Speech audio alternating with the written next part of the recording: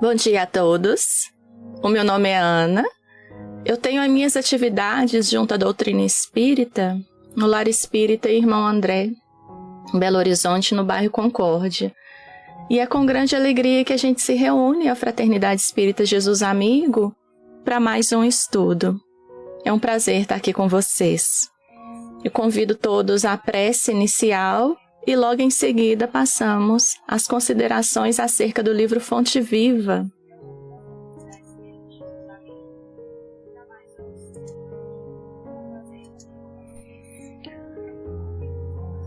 Vamos elevar o nosso pensamento em direção a Deus, em direção a Jesus, agradecendo a oportunidade, Senhor, de estarmos reunidos mais uma vez em Seu nome. Rogamos aos mentores da casa da Fraternidade Espírita Jesus Amigo, que visitando o nosso lar, nos auxilie para que ao longo do dia e da semana possamos meditar acerca do que estudaremos aqui nesse momento. Que cada palavra do Cristo, que cada palavra pronunciada à luz da doutrina espírita faça parte constante da nossa vida. Te rogamos mais uma vez a presença e te agradecemos por esta oportunidade. Que o Senhor seja conosco hoje e sempre. Que assim seja. A gente sempre fala da importância de iniciar todo e qualquer trabalho com a prece. Então, nós já fizemos isso. Podemos passar para o estudo. O nosso estudo hoje, ele é sobre o tema Ir e Ensinar. Essa passagem do Evangelho de Mateus, que Emmanuel pega esse trechinho, que é o versículo 19 do capítulo 28, e traz alguns comentários para gente. É a lição 116 e diz assim: Portanto, ide e ensinai. E esse capítulo é extremamente importante porque a gente vai perceber que é o último capítulo do Evangelho de Mateus. E ele é importante porque ele ocorre logo depois da crucificação do Cristo, quando Maria Madalena e outra Maria foram ver o sepulcro. No dia seguinte em que elas puderam ir ter com o Cristo, elas levaram alguns óleos, alguma coisa para ungir o seu corpo. E chegando lá, elas encontram a pedra removida e havia um anjo sentado sobre essa pedra. Então o anjo diz assim: ele não está aqui, porque já ressuscitou, como havia dito, porque o Cristo já havia falado sobre todos os acontecimentos. Vinde, vede o lugar onde o Senhor jazia, onde ele estava, onde ele permanecia. E apresenta para essas mulheres, o sepulcro vazio. E depois, imediatamente, e dizei aos seus discípulos que já ressuscitou dentre os mortos. E eis que ele, Jesus, vai adiante de vós para a Galileia, ali o vereis. Eis que eu vô-lo tenho dito. E nesse capítulo ainda mostra que quando ela sai toda feliz e ao mesmo tempo assustada, ela encontra com Jesus que diz o mesmo: olha, diga a eles que estou indo para a Galileia e lá os encontrarei. E eis que os 11 discípulos, ouvindo que o Cristo havia ressuscitado, partiram para a Galileia, para o monte que Jesus lhes tinha designado. E quando o viram, o adoraram. Mas alguns duvidaram. E chegando-se Jesus, falou-lhes, dizendo: é-me dado todo o poder no céu e na terra. Portanto, ide, fazei discípulos de todas as nações, batizando-os em nome do Pai, do Filho e do Espírito Santo, ensinando-os a guardar todas as coisas que eu vos tenho mandado. Eu destaquei o vos tenho mandado porque o Cristo nos manda inúmeras informações. O tempo inteiro nós recebemos mensagens, e agora também da doutrina espírita, do que devemos ser e fazer. Então Jesus pede: ide, fazei discípulos, ensinando-os a guardar todas as coisas que o Cristo nos envia como informação. E eis que eu estou convosco todos os dias. É uma das passagens mais lindas do Evangelho. Até a consumação dos séculos. E ele termina essa passagem dizendo amém. Como nós fazemos, né? Amém, que assim seja. Que seja feita, então, da forma como dito acima. E essa, então, é a nossa passagem. E aqui a gente percebe que ide e ensinai foi dito aos discípulos naquela época, mas nós também somos nos dias de hoje. Nós seguimos, nós acompanhamos o Cristo, então esse dizer ide e ensinai também é para cada um de nós. Só que o Emmanuel, ele vai nos ensinar para que a gente entenda exatamente o que o Cristo quis dizer nesse momento. E o Emmanuel começa assim: estudando a recomendação do Senhor aos discípulos, e aí a cada um de nós, ide e ensinai, é justo não olvidar, não esquecer que Jesus veio e ensinou. Então vocês percebem que ele pede para a gente fazer algo que ele veio e fez. E ele não fez tudo aquilo que ele poderia fazer. O que ele falou e o que ele fez é o que nós dávamos conta de ver e fazer também. Jesus veio da altura celestial e ensinou o caminho de elevação aos que jaziam, aos que permaneciam atolados na sombra terrestre. Aqui a gente lembra da passagem: Jesus não veio para os sãos, mas para os doentes. Então ele veio e ensinou esse caminho de elevação aos que jaziam, aos que estavam ali atolados na sombra terrestre. Poderia o Cristo haver mandado a lição por emissários fiéis? Passagem do centurião, o nome me fugiu. Na passagem do centurião, o centurião fala: olha, Senhor, eu sei que eu também tenho homens sob meu comando. Eu digo, vai, eles vão. Eu digo, vem, eles vêm. Então, ele tinha certeza que o Cristo também tinha esse poder. Nós temos certeza disso. Então, poderia o Cristo haver mandado a lição por emissários fiéis. Poderia ter falado brilhantemente, esclarecendo como fazer.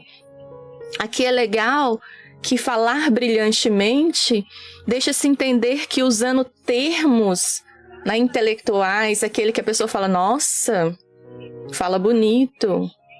Mas quantos o entenderia se ele tivesse feito isso? E é tão perfeito que ele usou parábolas. Ele usava termos que as pessoas precisavam para compreender a mensagem. Então ele poderia ter falado brilhantemente, esclarecendo como fazer. Preferiu, contudo, para ensinar com segurança e proveito, vir aos homens e viver com eles. Isso é perfeito. Para mostrar-lhes como viver no rumo da perfeição. E a gente percebe que o Cristo não mandou emissários, ele veio, ele falou e fez para que a gente pudesse, não entendendo pelas palavras, mas vendo o exemplo, pudéssemos aprender a viver no rumo da perfeição.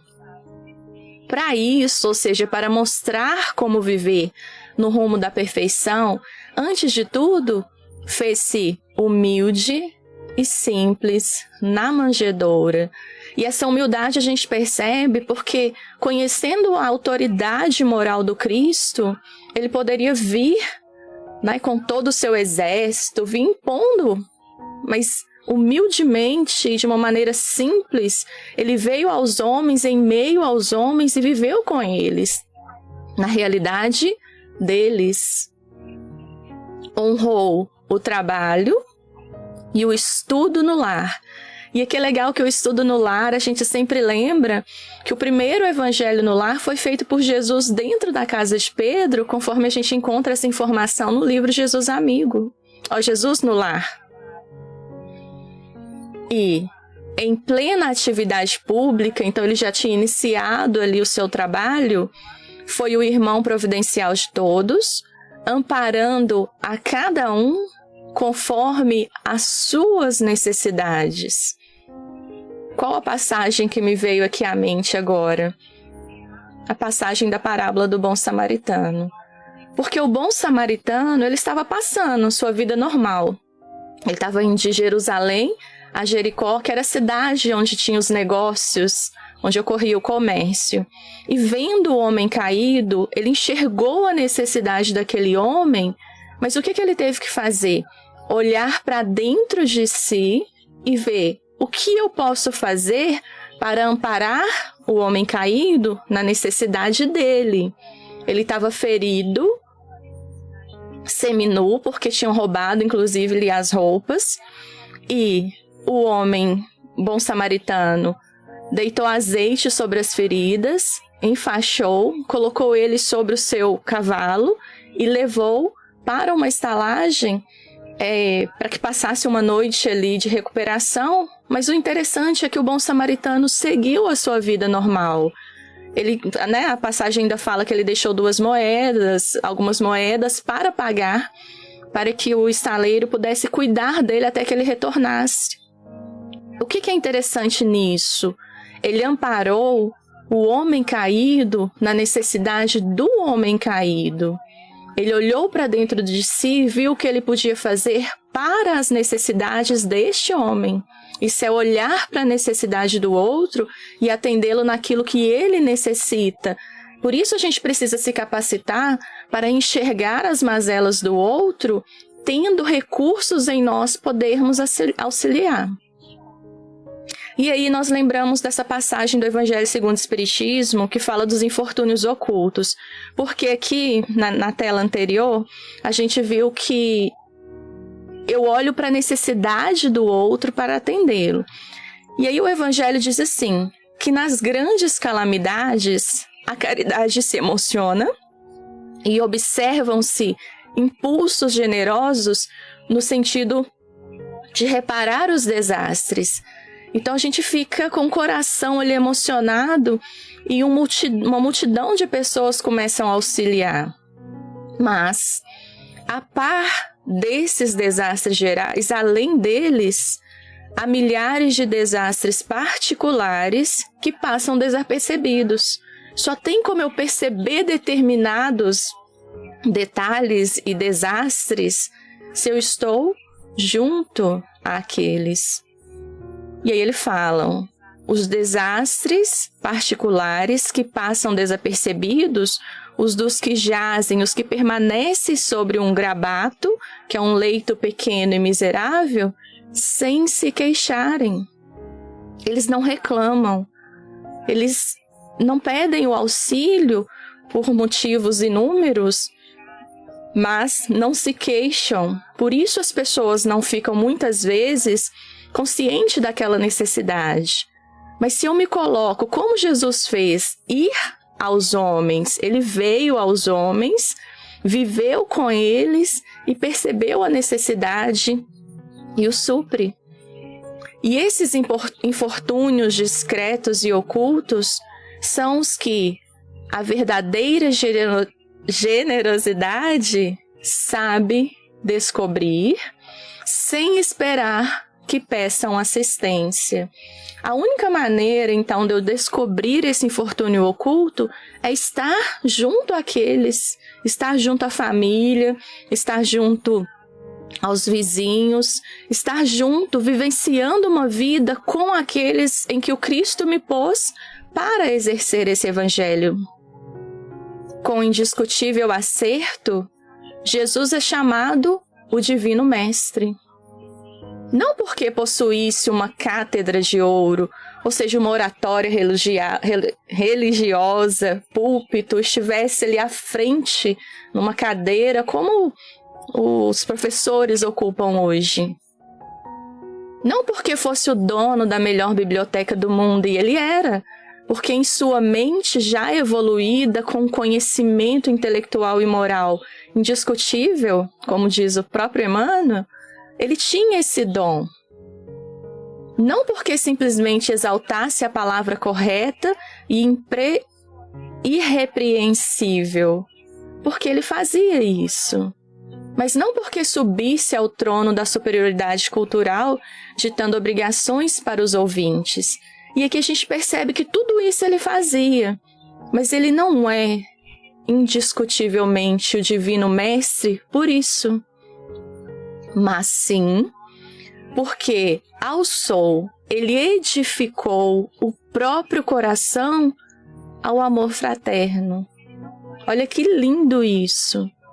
Não por todas as qualidades que a gente já reconhece que ele tinha, mas porque, utilizando dessas próprias qualidades, ele edificou o seu próprio coração em favor do outro. Jesus veio aos homens. Ele veio a cada um de nós para nos ensinar. E ensinando, converteu-se em benfeitor de quantos lhe recolhiam, quantos lhe recebiam os sublimes ensinamentos. Aqui é legal porque a gente percebe que a mensagem ela é lançada para todos, mas ele se tornou benfeitor daqueles que receberam a sua mensagem. Eu pergunto, estamos colhendo, recebendo as mensagens do Cristo em nossa mente e em nosso coração? Porque quando eu faço isso, vocês vão perceber que eu consigo ser um discípulo, um apóstolo, né? O que vem depois do Cristo, ensinando como ele ensinou. Jesus falou-nos do Eterno Pai. Eu preciso conhecer a Deus para falar sobre o Pai. E revelou-nos, com o seu sacrifício, a justa maneira de buscá-lo, de buscar o Pai. Muito legal a gente parar e meditar sobre a palavra sacrifício, porque o sacrifício que a gente está acostumado é o que causa dor, sofrimento, mas quando você entende o sentido real da palavra, e ela vem, né, do latim, quer dizer fazer sagrado, tornar sagrado um ato, a gente percebe que Jesus falou do Eterno Pai, revelou-nos com o seu sacrifício, ou seja, tornando cada ato da sua existência sagrado, a justa maneira de buscar a Deus. E aqui a gente lembra que teve dor, teve sofrimento, como nós também sentimos e sofremos. Mas, mesmo dentro da dor, ele nos ensina, ele torna aquele ato que foi a crucificação, as imolações que ele sofreu, todos os atos, sagrado. A ideia é que esse sacrifício, na verdade, não é um sofrimento, pode existir a dor, mas o sofrer, ele só vai acontecer se eu não compreender o próprio Evangelho. Então, quando eu torno um ato sagrado, pode haver dor, mas não há o sofrimento, porque então eu entendi o porquê de cada acontecimento da minha vida. O Emmanuel vai terminando dizendo: se te propões, desse modo, cooperar com o Evangelho, se cada um de nós desejamos cooperar com Jesus na distribuição, na divulgação da Boa Nova, recorda que não basta falar, aconselhar e informar. Na verdade, falar, aconselhar e informar é como se fosse um dever nosso. Por quê? Porque já conhecemos a informação. Ide e ensinai, na palavra do Cristo, quer dizer, olha isso, ide e exemplificai, para que os outros aprendam como é preciso fazer. É maravilhoso pensar isso, que ele me pede para que eu não só fale, aconselhe ou informe, considerando que já conhecemos o Evangelho e, no nosso caso, a própria doutrina espírita, mas que eu exemplifique, para aqueles irmãos que tenham um pouco mais de dificuldade devido à infância espiritual deles, para que eles aprendam como é preciso fazer, como Cristo fez. E para isso é necessário ir e exemplificar.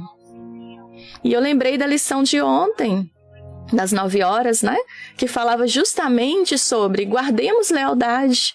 Então, dentro de todas as nossas ações, e ontem foi listado várias ações, nós, os espíritos, em várias posições, mas qual o comportamento que deveríamos ter ali dentro? E é isso.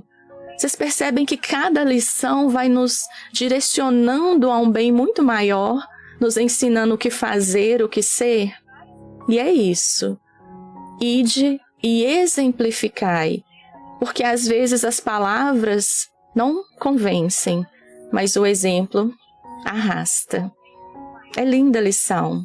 Então fica aqui o convite para vocês participarem amanhã, às 9 horas, também, de mais um capítulo, né, do Fonte Viva, e à noite do Evangelho segundo o Espiritismo. Então, 8 horas da noite tem estudo também, para que a gente possa fortalecer essa mensagem e quando a gente falar, aconselhar ou informar qualquer um que esteja à nossa volta, seja também e principalmente através do exemplo, que sou eu aplicando o ensinamento em mim e tendo uma nova forma de agir e de lidar com os acontecimentos da vida. É isso. Que possamos então meditar sobre isso ao longo do dia. Ide e ensinai. São palavras do Cristo para cada um de nós. Então eu vou convidar vocês para a prece final, em que a gente vai agradecer a oportunidade de receber esse ensinamento nesse sábado de manhã.